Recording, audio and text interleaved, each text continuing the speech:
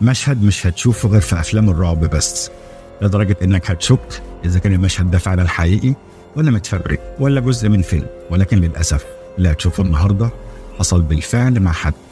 ولو أنت من محبي الدباديب أو في عندك دباديب في الأوضة وأنت بتتفرج على الفيديو يبقى ركز معاه.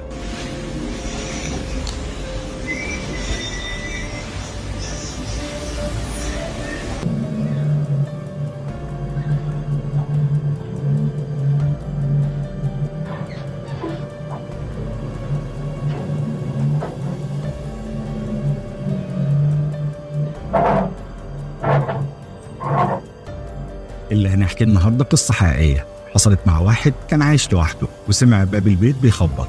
قام فتح الباب ملقاش أي حد، وبدأ الموضوع يتكرر معاه يوم بعد يوم. كل يوم يصحى من النوم يلاقي حد يا إما بيخبط على باب البيت يا إما بيخبط على الشباك. وفي مرة أثناء التخبيط ده راح يبص على العين السحرية ملقاش حد، فقرر إن هو يبتدي يصور اللي بيحصل معاه وهو مش موجود.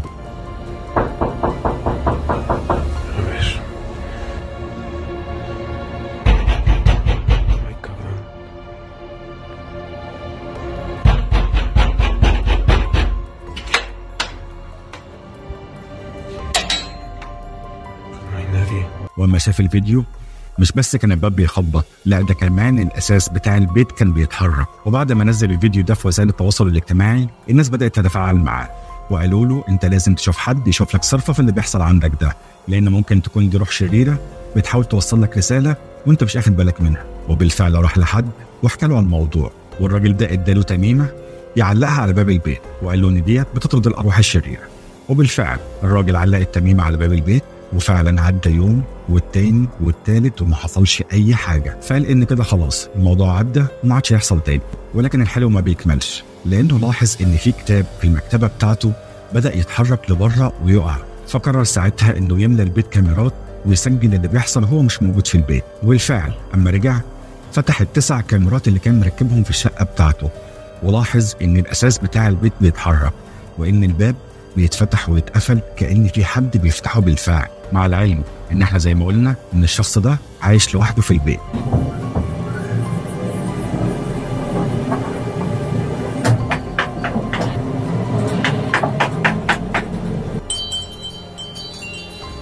الباب لما اتفتح لوحده حس بحركة في المكتبة اللي كان حاطط الكتب فيها، كأن الشخص او الشيء اللي دخل ده كان قاصد الكتاب ده بالذات.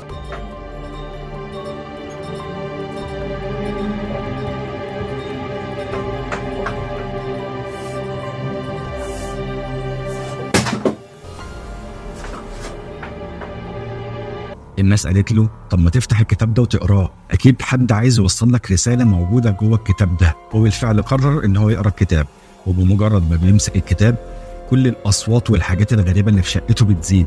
يرفع عينه من على الكتاب الحاجات تسكت، برضه الاصوات والحركات اللي في البيت بتزيد. وهنا اتاكد ان في حاجه فعلا بتحصل له جوه البيت بسبب الكتاب ده. وبيقول انه حاسس ان في حد مش عايز يقرا الكتاب ده، مع انه كتاب عادي ما فيهوش اي حاجه، الكلام اللي موجود فيه عادي، لكن في حاجه بتمنعه انه يكمل قرايه في الكتاب ده. وبالفعل تجاهل كل اللي بيحصل واستمر في قرايه الكتاب. وفي اليوم اللي قرر فيه ان هو ينهي الكتاب نزل على تويتر بيقول للناس اللي كانت متابعه الموضوع من اوله انه النهارده هيخلص الكتاب. ولك ان تتخيل الراجل ده بمجرد ما خلص الكتاب صحى من النوم على ايه؟ الراجل صحى من النوم على مشهد مش هتشوفه غير في افلام الرعب الامريكيه. لقى مجموعه كبيره من الغربان بتحوم حوالين بيته وبتيجي عند الازاز بتاع اوضته وبتخبط فيه، كأن في حاجه بتجذب الغربان ديت ناحيه البيت ده. مشهد كان اول مره يشوفه، وكان طبعا مشهد غريب جدا، وكان متخيل ان ده حلم اكيد ده مش حقيقي. وفي نفس اليوم بالليل وهو داخل ينام سمع اصوات خارجه من الاوضه اللي جنبه. وزي ما احنا عارفين ان الراجل عايش لوحده، سمع صوت زي ما يكون حد جاي بضوافره وبيخربش على المرايه. واكيد انتوا عارفين ان الصوت ده مزعج جدا. الراجل من كتر خوفه ما قدرش يقوم يشوف في ايه ولا قدر يقوم من على السرير. تخيل كده تبقى نايم لوحدك وتسمع الصوت ده في الاوضه اللي جنبك اللي انت عارف ومتاكد ان ما فيهاش حد. لحد لما النهار طلع وقرر ان هو يدخل الاوضه التانيه دي ويشوف كان فيها ايه. لكن اللي شافه كان مشهد مرعب. لقى موجوده على المرايات كتابه بالدم بلغه مش مفهومه، ومن كتر خوفه راح جاب حاجه ومسح الكلام اللي كان مكتوب على المرايات ونزل تويته قال فيها انا ما اعرفش ليه اتصرفت كده، لكن تقريبا من الخوف اتفزعت من الكلام اللي مكتوب اللي انا مش فاهم دي بلغه ايه. وفي يوم الشخص ده قرر ان هو يطلع لايف مع الفانز بتوعه وقال لهم بما اني متاكد ان في روح موجوده في الشقه بتاعتي وانا ما اعرفش عنها اي حاجه، فانا هسمي الروح دي زي. بس ما لحقش يكمل كلامه وهو في اللايف، فجاه الاوضاع خرجت عن السيطره، وبدا الاساس بتاع البيت بتاعه يتحرك بشكل عشوائي وهستيري، وكل الديكورات اللي كان حاططها بدات تتحرك عكس بعضها في مشهد ما بتشوفوش غير في افلام الرعب، وكأن في حد بيلعب بيها. وهنا ظهرت زي، ظهرت له بنت بملامح بشعه قاعده على كرسي ولابسه اسود، وجنبها كانت دبدوب. لو ركزت في ملامحها مش هتقدر تتعرف عليها بسهوله، لكن لو بصيت للمرايه اللي جنبها هتقدر تشوفها، وكانت زي دي قاعده جنب الدبدوب الكبير اللي كان في الاوضه.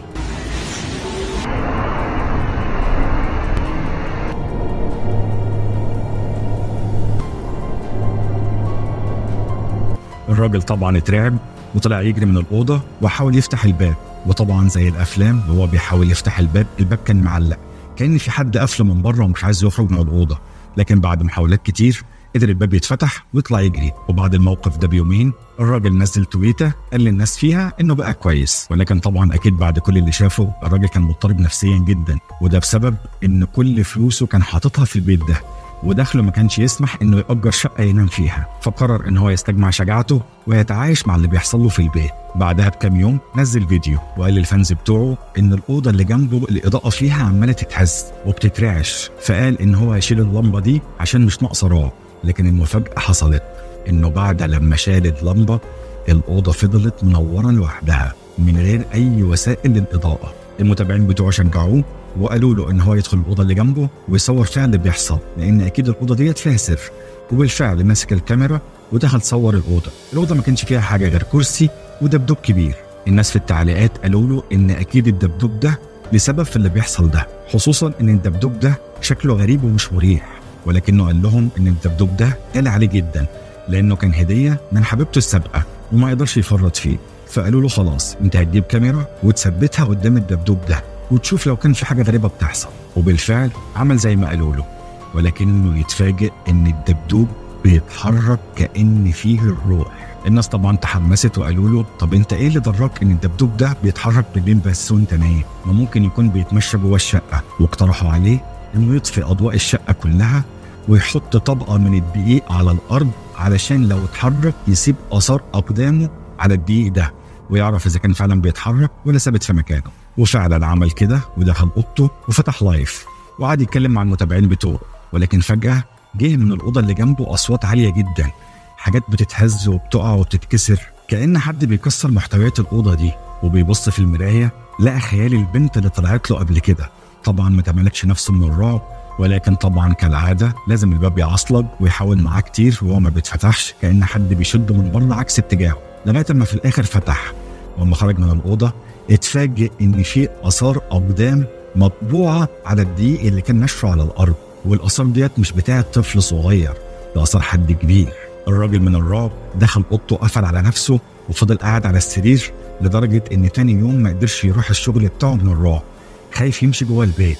ولما قرر خلاص انه لازم يخرج من الاوضه، اول ما خرج الكتاب اللي كان وقع قبل كده من المكتبه وقع قدامه تاني، وخرج من الكتاب ده كارت احمر كان فاكر ان هو رماه زمان وتخلص منه. ازاي الكارت رجع تاني؟ وبالصدفه بيشوف الصفحه اللي كانت مفتوحه على الكارت ده، اما قراها كان محتواها او ملخصها انه لازم يمشي من البيت ده بسرعه. فهو فعلا كان نفسه ان هو يسيب البيت ده ويمشي وينجو بنفسه، خصوصا بعد الاحداث المرعبه اللي هو شافها هو والفانز بتوعه. ازاي يقدر يكمل في شقه زي دي؟ لكنه قال انه ما عندوش الامكانيه الماديه ان هو يشتري بيت تاني في الوقت الحالي، وانه لازم يستنى شويه لغايه لما يقدر يبيع البيت ده لحد ما يعرفش قصته.